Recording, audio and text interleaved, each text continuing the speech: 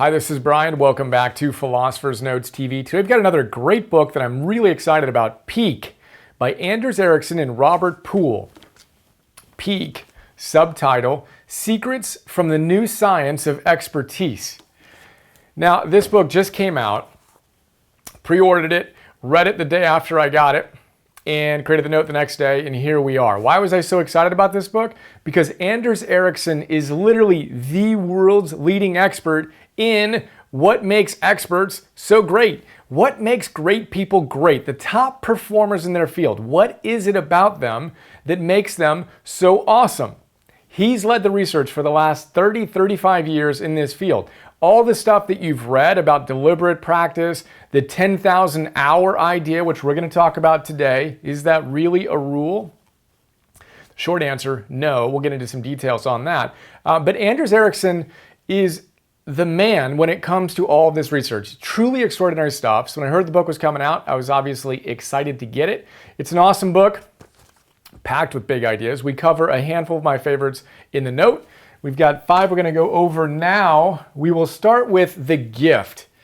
The gift. So the book kicks off with the introduction, which is literally called Introduction, the Gift. And Anders tells us that too often we see someone who's performing at a really high level, a true expert in their field, whether that's an athletic event or competition or chess or music or whatever. We look at them and say, wow, they must have been born with a little something extra, right? They have a gift for what they do. And he says, well, unless you're looking at the gift in a different way, that's just not true. And he says, we all have the same gift. That gift is A, for adaptability, which we're going to talk about throughout this little session. Adaptability, that's the gift that we all have in equal measure. The people who achieve the most are the ones who have simply tapped into our ability to improve, to adapt our brains and our bodies in the most extraordinary ways. And how do they do that? They do that through practice, which is going to be the theme throughout this book, which is the theme throughout this book and the theme throughout our chat today. So keep that in mind. We all have the gift. We do not want to have this myth of innate talent swimming around in our heads. Why? It's toxic, because if you think that someone who's doing something great was simply born with that ability, then if you find something challenging or your kids find something challenging, they'll pick it up immediately. You're going to say, oh, you just don't have it. But the it that we want to cultivate is an awareness of and a commitment to adaptability, because we all have that gift. That's our first big idea. Now, how do you actually see the benefits of that gift? Well, you practice. And Anders walks us through 3 different types of practice. One of the other myths that he busts in the book is the idea of naive practice. Naive practice is, oh, you just put in a ton of time, right? Whether it's 10,000 hours or whatever, just keep on showing up and you're going to get better. If you just put in more time, you will get better. He says that's naive practice. One of the examples he uses is driving. Some people think that simply driving for more years makes you a better driver. It doesn't. Just doing something again and again and again doesn't make you better at it. Sometimes it actually makes you worse than people who just started for various reasons. That works with drivers, that works with doctors. That's naive practice. That doesn't work. What does work? What does work is something called purposeful practice. Purposeful practice has 4 elements to it. And purposeful practice precedes deliberate practice, which was what he calls the gold standard. The gold standard, which we'll talk about more in a moment. Purposeful practice. What are the 4 keys to purposeful practice? Well, they are these. 1, you need to have a goal. You can't just kind of sort of go through the motions. You got to know specifically how you want to improve. You have a long-term target of what you want your performance to look like. You break it down into different components, and then you set goals on how you're going to improve each of those aspects. Right? And then in this training session today, you have a purpose, which is to improve in a specific way. So the first attribute is you have a goal. The second is you are focused. If you're kind of sort of showing up and you're not really engaged, and you're even having fun and it's just an enjoyable experience, those are all good signs that you're not actually purposefully practicing. You need to be intensely focused on what you're doing if you want to trigger the adaptability in your brain and body. So you need to have focus on that specific goal. That's our second element. The third is feedback. You need to get immediate feedback on how you're doing, right? Otherwise, you can't actually adjust to what's working and what's not working. That's our third component. The fourth is our comfort zone. We need to leave it. We need to exit our comfort zone. If you're just doing what you're pretty good at already and you're not stretching yourself, you will not trigger adaptability. And we're not going to talk about it in this little session. I talk about it a little bit more in the note, and I'm going to do a micro class on this. But he has a chapter on homeostasis, which is our tendency to seek stability. And we need to use that to our advantage. And what you do is you stretch out of your current homeostasis, your comfort zone, not so much that you snap, but enough that you stress yourself a little bit. Your body overcompensates, or your brain, and you adapt.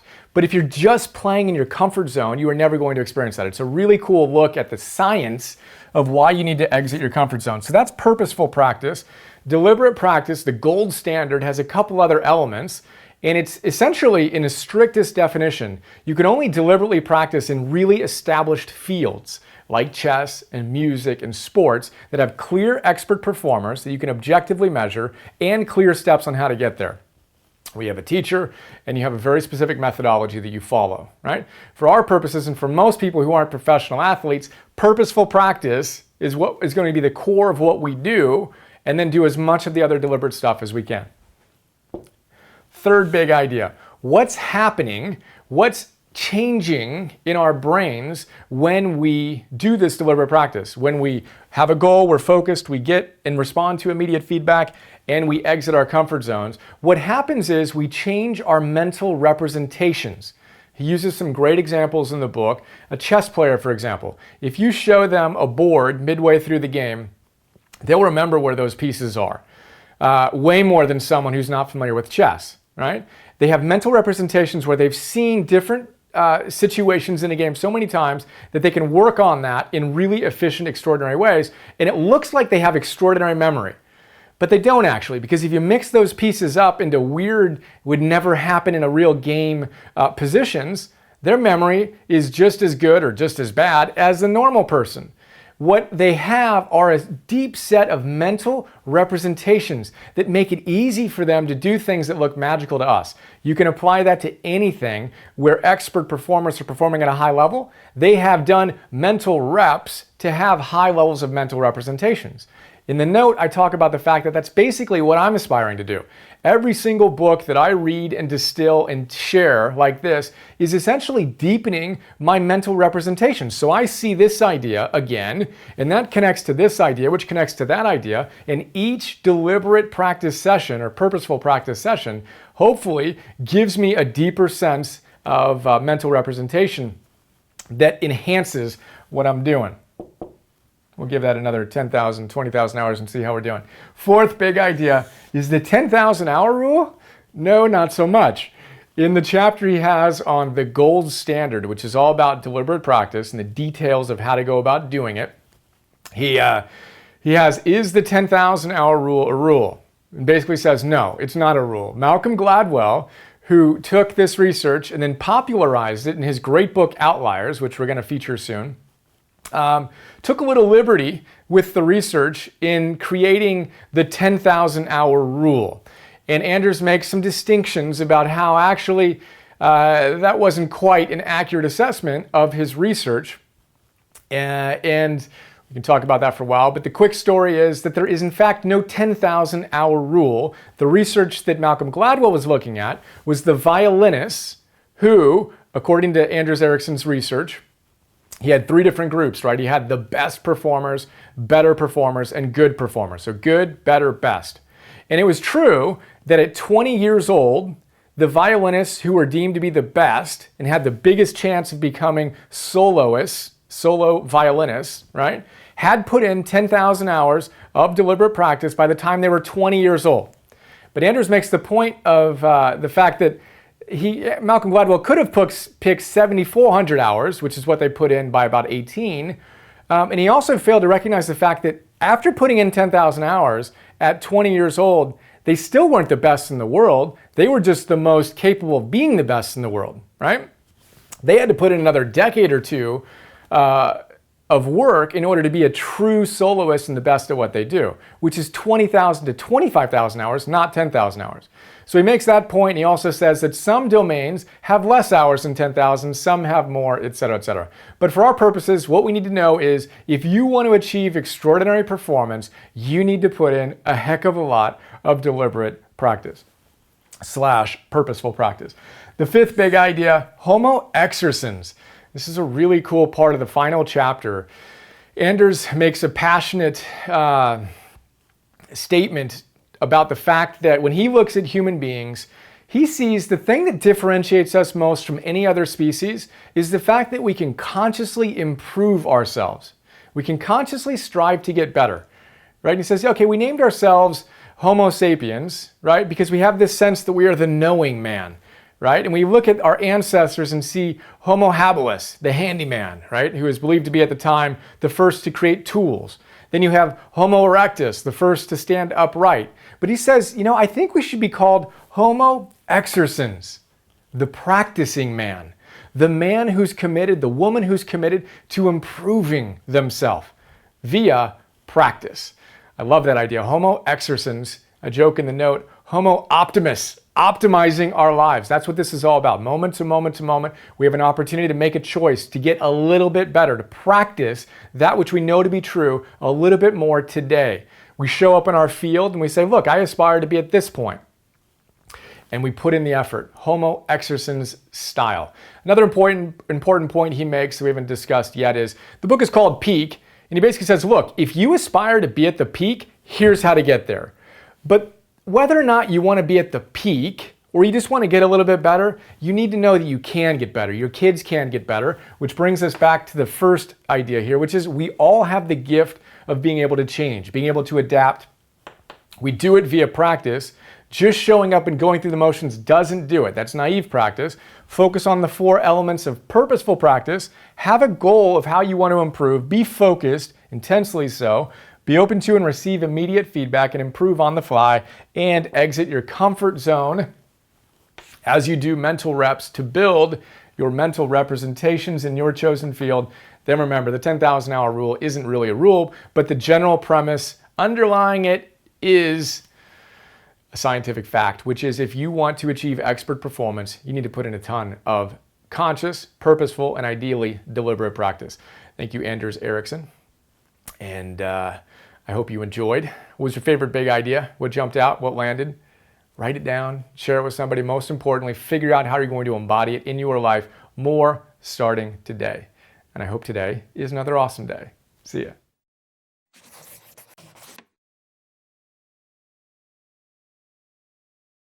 Hi, this is Brian. I hope you enjoyed that PNTV episode. A lot of people don't know all the stuff I do beyond these free videos I share on YouTube, so I thought I'd do a quick video to give you an overview of our membership program that you can get access to and get a ton of other stuff. So here's a quick look. $10 a month, join the Optimal Living membership program. You get instant access to 250 philosopher's notes on some of the best optimal living books out there. Old school classics, positive psychology, modern stuff, mindfulness, peak performance, purpose, neuroscience, wealth, etc. And what you may not know is that in addition to the PNTV episodes, I create PDFs on all of these great books. So 6-page PDFs. Let's take a look at one of them. Joseph Campbell. You want to figure out how to live your hero's journey? Well, this is a great place to start. I basically pull out my favorite big ideas, riff on them, connect them to other books and other ideas, and help you apply this wisdom to your life today. That's what the PDF looks like. Again, we have 250 of these on all these different great books. And then I record those PDFs as an MP3. So you can listen to that MP3 while you're on a walk or working out or doing some errands or whatever. That is Philosopher's Notes. A lot going on there. And then in addition to Philosopher's Notes, you get access to Optimal Living classes, Optimal Living 101. Idea here is that all those great teachers come back to the same big ideas again and again and again. I distill those ideas into classes. Super practical, fun, inspiring classes ranging from Habits 101, Confidence 101, Getting Stuff Done 101, Meditation 101, instant access to all those classes. And then future classes include Relationships 101, Energy 101, Purpose 101, Business, Goals, etc. Those are full-length classes. And then I create micro classes, 2 to 3 to 5 minute little bursts of wisdom on my favorite great ideas from these great books across the domains that you want to optimize in your life. So we have dozens of these so far. I create 50 new micro classes every month and 10 new Philosopher's Notes every month for $10 a month. So we're blessed to have thousands of members who are enjoying the program and sharing some incredibly kind words with us. And super simple, $10 a month, cancel anytime. Would be honored to be a bigger part of your life, and I appreciate your support. And here's to optimizing and actualizing.